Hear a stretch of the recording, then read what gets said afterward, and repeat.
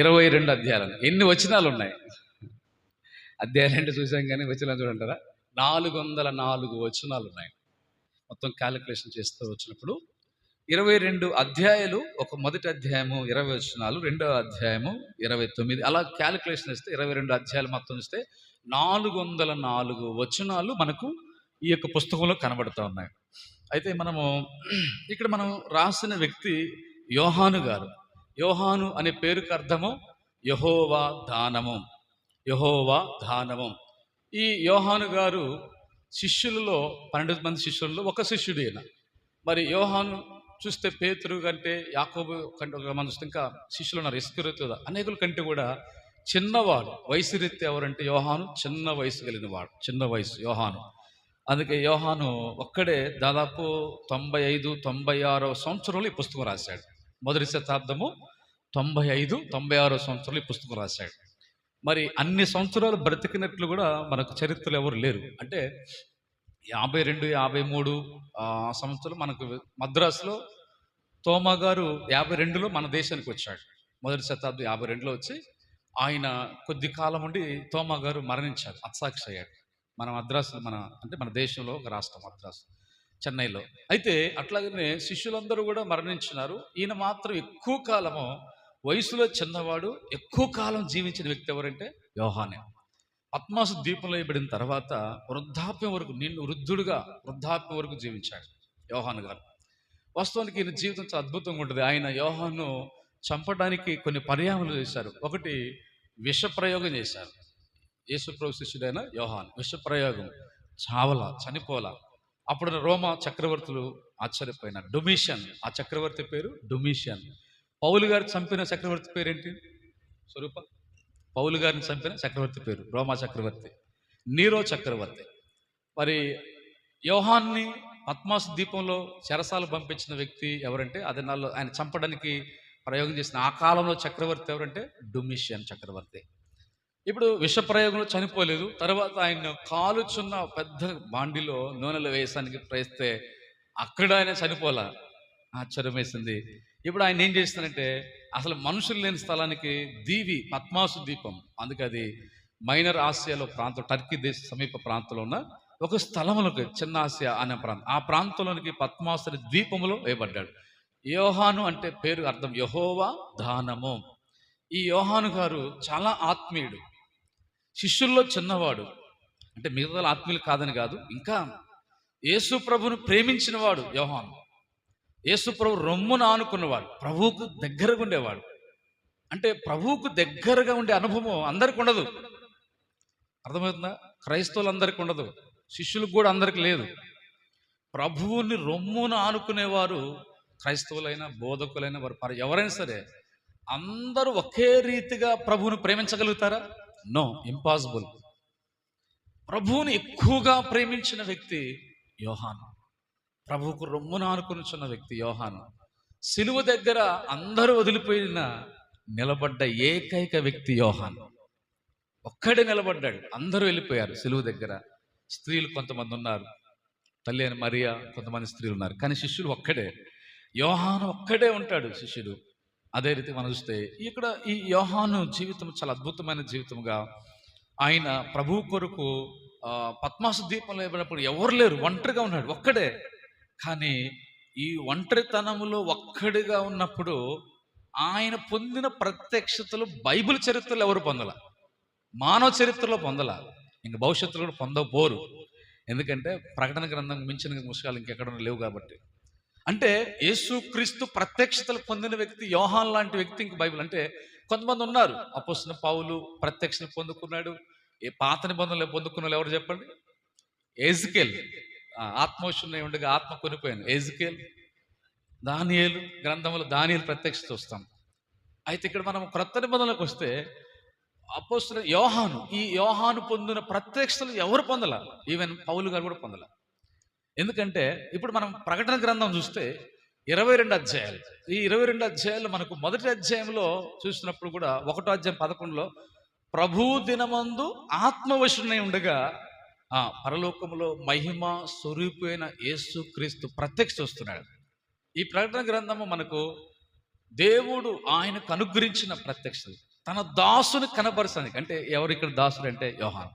మనం ప్రకటన గ్రంథము సుమారు 10కి పైగా ప్రత్యక్షం ఉంటాయి. ఒకటి ప్రకటన గ్రంథం 1వ అధ్యాయంలో పరలోకంలో మహిమా స్వరూపైన యేసుక్రీస్తును 1వ అధ్యాయం 11 నుంచి ఆయన వైపు చూడగా ఆయన పాదముల మట్టుకు దిగుచున్న మరి వస్త్రం ధరించుకు రొమ్మునకు బంగారు దట్టు కట్టుకుని ఉండి తల వెంట్రుకలు తెల్లని ఉన్ని పోలిన హిమమంత ధవలముగా ఈ యొక్క ప్రత్యక్షతను మనము మరి 13వ వచనం నుండి 16 వరకు కూడా ఈ ప్రత్యక్ష యేసుక్రీస్తు మహిమాసురు ప్రత్యక్ష చూసినాడు. ఆ తర్వాత మనము ప్రకటన గ్రంథంలో వినండి, ఇంకా తీయొద్దులు బైబిల్. ఇప్పుడు ప్రకటన గ్రంథం 2-3 అధ్యాయంలో 7 సంఘాలు గురించిన ప్రత్యక్షత. మొదటి సంఘం పేరేంటి? ఎఫెసు సంఘం. లాస్ట్ సంఘం పేరేంటి? లౌదికే సంఘం. 7 సంఘాలు గురించిన ప్రత్యక్షత దేవుడు యోహానుకి ఇచ్చినాడు.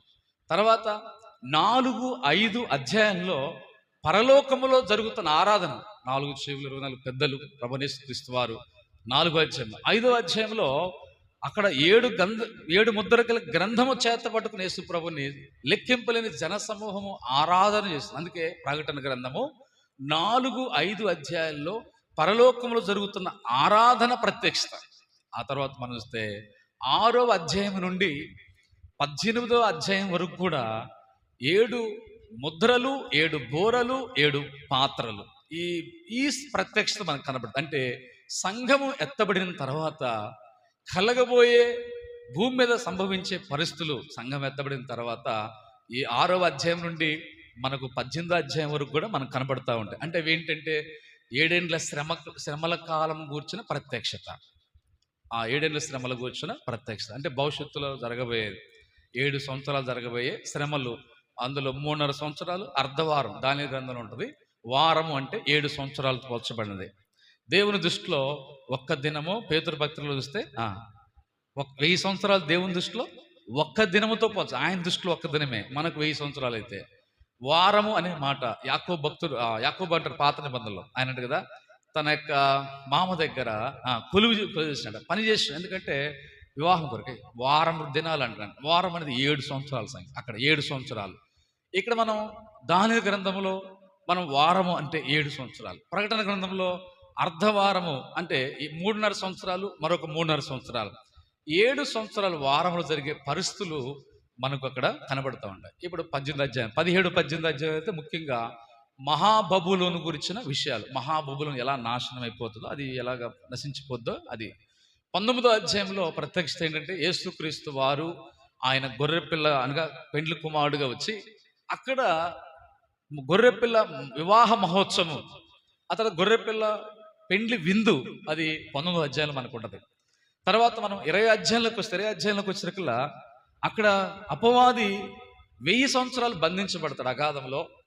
ఆ బంధించబడిన తర్వాతే యేసుక్రీస్తు వారు మరి పరిశుద్ధమైన దేవుని సంఘము అంటే మొదటి పునరుద్ధానంలో పాలు పొందిన దేవుని పరిశుద్ధులందరూ కూడా వారు భూమి మీద 1000 సంవత్సరాలు పరిపాలన, యేసుక్రీస్తు పరిపాలన, దాన్ని శాంతియుత పరిపాలన అంటారు. యేసుప్రభువు వారు యెరూషలేము రాజధానికి ఉండి ఆయన ప్రపంచాన్ని 1000 సంవత్సరాలు శాంతియుతమైన నీతియుక్తమైన పరిపాలన చేయబోతున్నాడు. అది ఆ తర్వాత 1000 సంవత్సరాల తర్వాత సాతాను మరలా బయటికి తీసుకురాబడతాడు. ఆ తర్వాత మరలా పాపుల పునరుద్ధానం, అది 2వ పునరుద్ధానం ఉంటుంది. అందుకే మనం బైబిల్లో ఉంది, మొదటి పునరుద్ధానములో పాలు పొందుగలవారు ధన్యులు. చెప్పండి, మనం ఏ పునరుద్ధానానికి సిద్ధపడాలా? మొదటి పునరుద్ధానానికి, 2వ పునరుద్ధానానికి? మొదటి పునరుద్ధానానికి. అంటే పరిశుద్ధులు సంఘము వారు తిరిగి లేచి వారు పునరుద్ధానులే కనుక ప్రభు సజీవులుగా ఉన్న వాళ్ళేమో బ్రతికున్నగానే వారి రెప్పపాటులో మార్పు చెంది మధ్యాకాశం ప్రభుని ఎదుర్కొంటారు. ముందుగా ఉన్న భక్తులు, పాత నిబంధన భక్తులు, ఈ ఆదిమ సంఘంలో ఉన్న భక్తులు, ప్రభునందు మృతి నొందిన భక్తులు, వీరందరేమో వారు తిరిగి పునరుద్ధానులే, పునరుద్ధాన మహిమ దేహముతో వారు కలిగి ఉంటారు. ఇలాగా 1000 ఏళ్ల పరిపాలనలో మొదటి పునరుద్ధానంలో పాల్గొందిన వారు, భూమి మీద విడవబడ్డవారు ఆ పరిపాలన క్రింద ఉంటారు. ఈ 1000 ఏళ్ల పరిపాలన తర్వాత వచ్చే దాన్ని 2వ పునరుద్ధానం అంటారు. ఈ 2వ పునరుద్ధానం ఎవరిదంటే భయంకరంగా లోకంలో విడవబడి పాపంలో జీవించిన వారు, వారికి 2వ పునరుద్ధానం వారు తీర్పు ఉంటుంది భయంకరం.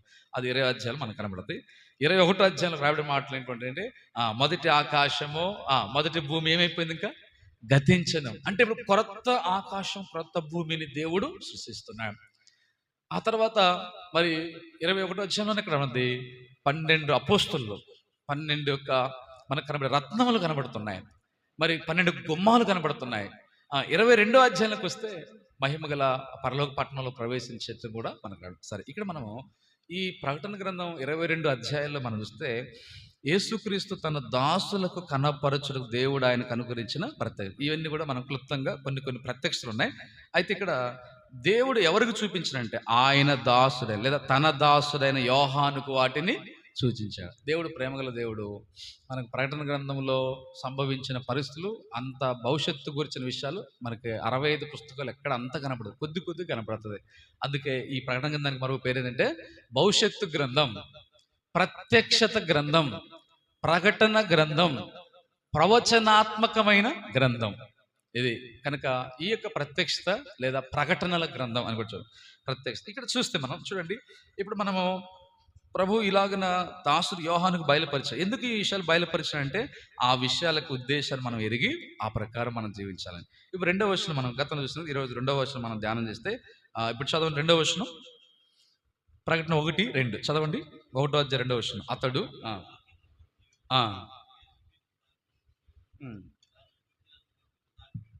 ఇక్కడ 3 విషయాలు మనకు కనబడుతుంది 2వ వచనంలో, 3 సంగతులు. ఒకటి దేవుని వాక్యాన్ని గురించి, రెండవది యేసుక్రీస్తు సాక్ష్యం గురించి, మూడోది చూచినంత మట్టుకు లేదా కింద ఫుట్ నోట్లు ఏముంది చూచినదంతటిని. అంటే ఇక్కడ 3 విషయాలు మనకు కనబడుతుంది ఈ 2వ వచనంలో. ఇప్పుడు ఎవరు సాక్ష్యం ఇచ్చేది చెప్పాలి. ఎవరు సాక్ష్యం ఇచ్చేది? ఇక్కడ యోహాను సాక్ష్యం ఇస్తున్నాడు. సాక్ష్యం ఇచ్చేది ఎవరంటే యోహాను. కనుక చూడండి, యోహాను ఎంతగా దేవునికి ప్రియమైన వాడు ఉన్నాడు, దేవునికి ఎంత ఇష్టడుగా ఉన్నాడో. అందుకే భవిష్యత్తు మనకు, అందుకే చూస్తే ఈ 2-3 అధ్యాయాల్లో ఉన్న 7 సంఘాల గురించిన విషయాల్లో ఎఫెసు సంఘం మొదటిది, అది క్రీస్తు శకం 90 సంవత్సరాలు ఆ కాలానికి సంబంధించింది. తర్వాత మనం ఎఫెసు తర్వాత స్మరణ వస్తుంది, ఇలాగా మునుబోయిన వస్తాయి. ఇప్పుడు 7వ సంఘం ఇప్పుడు ఈ చివరి కాలానికి సంబంధించింది. అంటే ప్రకటన గ్రంథంలో జరిగిపోయింది కొద్దిగా ఉంటుంది. ఇప్పుడు లౌదిక సంఘం ఏంటంటే ప్రజెంట్ వర్తమాన కాలం, ప్రజెంట్ కాలం. ఎఫెసు 6 సంఘాలు ఉన్నాయి కదా, ఈ 6 సంఘాలు ఏంటి గడిచిపోయిన కాలాన్ని చూపిస్తున్నాయి. ఈ లౌదిక సంఘం ఏం చూపిస్తుంది అంటే ఇప్పుడున్న కాలానికి చూస్తుంది. అందుకే ఇది 7వ సంఘం చివరి కాలానికి సంబంధించి. ఇప్పుడు మనం కూడా చివరి కాలంలో ఉన్నాం. ఇప్పుడు లౌదిక సంఘ కాలంలో మనం ఉన్నాం. అయితే ఇప్పుడు ఈ 4వ అధ్యాయం నుండి కూడా ఏం చూపిస్తుంది అంటే 4వ అధ్యాయం నుండి 22వ అధ్యాయం వరకు కూడా మొత్తం భవిష్యత్తులో జరగబోయే విషయాలు. అందుకే ప్రకటన గ్రంథం అంటే భవిష్యత్తును గూర్చిన గ్రంథం. మనకు భవిష్యత్తు తెలియాలంటే ఏం చేయాలి తెలుసా? ప్రకటన గ్రంథాన్ని ఎక్కువగా ధ్యానం చేయాలి, మనం ఎక్కువగా చదవాలి భవిష్యత్తు తెలియాలంటే. వాస్తవానికి భవిష్యత్తు ఎవరికి తెలుస్తుంది కదా? దేవుడికే తెలుస్తుంది. అందుకే ఆయనకి ఏమంటారు? వర్తమాన భూత భవిష్యత్ కాలంలో ఉన్న దేవుడు అని మనం చూస్తాం కదండి. కానీ మనుషులకు మనం అయిపోయిన కాలం కొంత తెలుసు, అయిపోయింది కూడా మనకు పూర్తి తెలియదు. వర్తమాన కాలంలో ప్రస్తుతం జరుగుతుంది కాబట్టి కొంత తెలుస్తుంది, కానీ భవిష్యత్తు ఏం జరుగుతుందో మనకు తెలియదు. అది దేవుడు ఒక్కడికే తెలుసు. కనుక భవిష్యత్తు తిరిగిన దేవుడు ఆయనకు ఒక్కడికే తెలుసు కదా. కాబట్టి దేవుని బిడ్డలంగా అందుకే ఆయన్ని మనం కలిగి ఉంటాం. భవిష్యత్తును గురించిన సంగతులు ఈ ప్రకటన గ్రంథంలో రాయబడ్డాయి. భవిష్యత్తు కొరకే మనం, అందుకే మనకు పరిశుద్ధాత్మ సహాయం కావాలి, ప్రార్థించే వారు ఉండాలి, దేవుని వాక్యాన్ని మనం ధ్యానం చేయాలి. అప్పుడే మనం భవిష్యత్తు విషయాలు తెలుసుకొని మనం మేలు పొందుతాం. అంతేకాదు ఈ గ్రంథం గురించిన బాగా ధన్యకరమైనది అంటే 1:3లో ఈ ప్రవచన వాక్యంలో చదువువారు, వినువారు, గైకొనువారు ధన్యులు. ఈ పుస్తకము ధన్యకరమైంది, మనం భవిష్యత్తును గురించిన గ్రంథం ఇది. సరే, ఇక్కడ మనం 2వ వచనం మనం చూస్తే అతడు అంటే యోహాను దేవుని వాక్యమును గూర్చియు యేసుక్రీస్తు సాక్ష్యం గురించి 3 విషయాల గురించి సాక్ష్యం ఇస్తున్నాడు. మొట్టమొదటి దేని గురించి అంటే దేవుని వాక్యం గురించి ఇస్తున్నాడు. ఇప్పుడు మనం ప్రస్తుత దినాల్లో దేవుని వాక్యం ఎలాంటిది, ఆ వాక్యం మనకి ఏమైంది, ఈ వాక్యాన్ని గురించి మనం ఎరగాలి. ఇప్పుడు వాక్యము ఏమైనది అని మనం చూస్తే యోహాను సువార్తలో వినండి 1:1 రాబడింది కదా, ఆది యందు వాక్యం ఉండెను, వాక్యము దేవుని యొద్ద ఉండెను, వాక్యమే దేవుడై ఉండెను. అంటే ఇప్పుడు మనం వాక్యాన్ని గురించి సాక్ష్యం ఏంటంటే ఆ వాక్యం ఎలాంటిది అంటే వాక్యం ఎలాగున్నది, వాక్యము గూర్చి సాక్ష్యం ఇవ్వాలి. అది క్రీస్తు వాక్యం, దేవుని వాక్యం కదా. ఈ దేవుని వాక్యం గూర్చి సాక్ష్యం ఇవ్వాలంటే ఆ దేవుని వాక్యం ఎలాంటిది ఏంటంటే, వాస్తవానికి దేవుడు మొట్టమొదటి మనం ఆది కాండం చూస్తే 1లో అక్కడ ఆది యందు దేవుడు, అక్కడ మనం దేవుని ఆత్మ జలముల పైన అల్లాడుచును. అంటే అందుకే దేవుడు గాడ్ ఈ స్పిరిట్, మొట్టమొదటి దేవుడు ఆత్మస్వరూపి. వాస్తవానికి ఆయన శరీర రక్త మాంసాలు లేవు దేవునికి. అందుకే మొట్టమొదటి దేవుడు ఎవరంటే ఆత్మస్వరూపి. రెండోదిగా ఆత్మస్వరూపైన దేవుడు యోహాను సువార్త 1:1 వచ్చేసరికల్లా ఆది యందున్న అక్కడ వాక్యమైన దేవుడు, ఆ వాక్కైన దేవుడు ఏమైనా చూస్తున్నాం అంటే ఆత్మైన దేవుడు ఇక్కడ వాక్కుగా మనం చూస్తాం. ఆది కాండంలో ఆత్మ అనే దేవుడు, యోహాను సువార్త 1 వాక్కైన దేవుడు. అందుకే వాక్యం గురించి మనం చూస్తే రీమా, పలుకుబడిన వాక్యం గ్రీక్ మనం చూస్తాం. లోగోస్ గ్రీకులో రాయబడిన వాక్యం, రేష్మా అనగా వాక్కుతో కూడిన ప్రత్యక్షత. ఇక్కడ ఈ వాక్యాన్ని మనకు బైబిల్ గ్రంథం 3 రకాలుగా మనకి ఇవ్వబడింది. ఈ బైబిల్ గ్రంథము అందుకే పలకబడింది. ఆది కాండలో మనం చూస్తాం కలుగునుగాక, కలుగునుగాక, దేవుడు పలికిన మాటలు ఉన్నాయి. రెండవది రాయబడింది, రాశారు. ఎంతమంది రాశారు? 40 మంది వ్యక్తులు రాశారు. 48 వ్యక్తులు రాశారు. 1600 సంవత్సరాల కాలం పట్టింది. అంటే క్రీస్తు పూర్వం 1500 సంవత్సరం నుండి మొదటి శతాబ్దం, అలాగా ఆ 1500 ప్లస్ మొదటి శతాబ్దం 100 సంవత్సరాలు కలిపితే మొత్తం 1600 సంవత్సరాలు. ఈ 1600 సంవత్సరాల కాలంలో ఈ 66 పుస్తకాల గ్రంథము రాయబడుతూ వచ్చింది. ఆత్మస్వరూపిత అంటే ఆత్మ ఆవేశంతో కలిగిన గ్రంథం కనుక పరిశుద్ధాత్మ సహాయంతో రాయబడుతూ వచ్చింది. అయితే మనం ముఖ్యంగా మనం చూస్తే తెలుగు బైబిల్ గ్రంథం చూస్తే మనకు విలియం కేరీ ద్వారా మనకు ఇవ్వబడింది తెలుగు బైబిల్. దాని కొరకు ఆయన అప్పుడు చెప్తుంటే కదా, ఆయన ఎంత త్యాగం చేశాడో ఈ యొక్క వాక్యం ఇవ్వడానికి మన కొరకు. ఆయన ఇంగ్లాండ్ దేశంలో ఒక చెప్పులు కుట్టుకొని అమ్ముకునే సామాన్యమైన ఆయన ఇంగ్లాండ్ విలియం కేరీ మన దేశానికి వచ్చి పశ్చిమ బెంగాల్ ప్రాంతం వస్తున్నప్పుడు కొన్ని నెలల ప్రయాణం పడ్డది ఓడలో. ఆ నెలల ప్రయాణంలోనే ఆయన బెంగాలీ భాష నేర్చుకున్నాడు. మన ఇండియాకి వచ్చిన తర్వాత ఇప్పుడు అత్యంతరం ఆయన తీసుకొచ్చింది బైబిల్ కొరకే. అది జాన్ గోటన్బర్గ్ తయారు చేశాడు, జర్మనీ దేశస్థుడు. అయితే విలియం కేరీ ఆ అత్యంతరాన్ని మన బైబిల్ కొరకే మన ఇండియాకి తీసుకొచ్చి బైబిల్ తర్జుమా చేస్తూ వచ్చాడు. ఈ బైబిల్ తర్జుమా తెలుగు బైబిల్ తర్జుమా చేసి 2 పర్యాలు తర్జుమా చేసింది. ఎందుకంటే ఒకసారి తర్జుమా చేసిన తర్వాత బైబిల్ అన్ని గ్రంథం అంతా కాలిపోయినాయి, నిప్పు అంటుకుని కాలిపోయిన పరిస్థితి. అందుకే మళ్ళా తెలుగు బైబిల్ మరలా ఆయన విలియం కేరీ గారు మరలా తర్జుమా చేయడం ఎంత కష్టపడ్డాడో చూడండి. ఈ బైబిల్ 66 పుస్తకాలు రాయటం అంటే సామాన్యమైందా? చూడండి, తర్జుమా చేయడము మనకి చదవడానికి ఒక అధ్యాయం చదవడానికి కష్టపడుతుంటాం. ఆయన 66 అధ్యాయాల పుస్తకము దాదాపు 30 పైగా భాషల్లో మరి గ్రంథాన్ని రాశారు. ఎంత ప్రయాస! ఆ టైంలో ఆయన రాసినవన్నీ కాలి బూడిదైపోయినాయి, చాలా నష్టపోయాడు. తర్వాత ఆ దేవుని వాక్యం కొరకు ఆయన ప్రత్యక్షత, ఆయనకు విషయం ఏంటంటే ఆత్మల సువార్త రక్షణ కొరకు కాదు, కానీ దేవుడు ఏర్పాటు చేస్తుందంటే వాక్యం కొరకు, బైబిల్ కొరకు ఆయన దేవుడు ఏర్పాటు చేస్తుంది. అందుకొరకే ఈ బైబిల్ని తయారు చేసి చూస్తాం అనేక భాషల్లో. ఎందుకంటే విలియం కేరీ గారు తయారు చేసిన భాషలు తర్జుమా చేసిన వారు ఇంకా మరొకరు లేరు, మనకు కనబడదు. అంటే అన్ని భాషలు ఆరంభంలో ఆయనే. అంటే ఆయనకి ఇచ్చిన ప్రత్యక్షత ఏంటంటే అది దేవుడు ఆయనకి ఇచ్చింది. అందుకే ఇలాంటి ప్రయాసపడుతున్న టైంలో ఆయన కుమారుడు కూడా చనిపోతాడు. కుమారుడు చనిపోయి ఎంత దుఃఖ పరిస్థితి, ఎవరు వచ్చేవాళ్ళు లేరు. ఒక్కడే ఆ కుమారుడు తీసుకెళ్ళిపోయి తన చేతులతో పాతి పెట్టుకునే పరిస్థితి. కుమారుడు చనిపోవడం వరకు చూసి